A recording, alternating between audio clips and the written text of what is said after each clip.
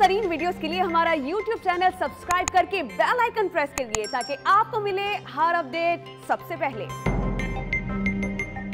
मजार शरीफ में भारतीय कौंसल खाने ने शिमाली अफगानिस्तान में मौजूद भारतीय शहरियों को मुल्क छोड़ने की हिदायत कर दी है। इस पर बात करेंगे डॉन न्यूज के नुमाइंदे नवीद सिद्दीकी से। नवीद, बताइएगा क्या कहा गया है?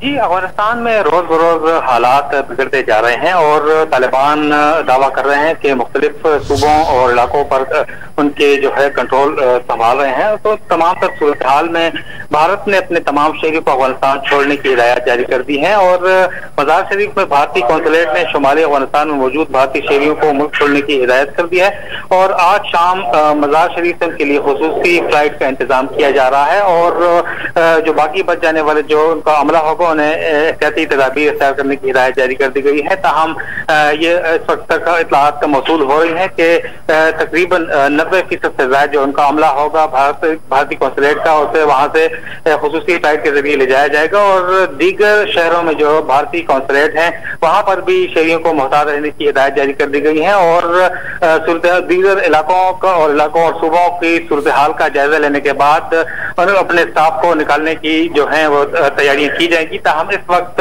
मजार शरीफ का जो कौंसलेट है उसके अमले को निकाला जा रहा है। खुसूसी तैयारा आज शाम वहां पर पहुंच जाएगा उन्हें लेने के लिए। नवीद सिद्दीकी, आपका बहुत शुक्रिया।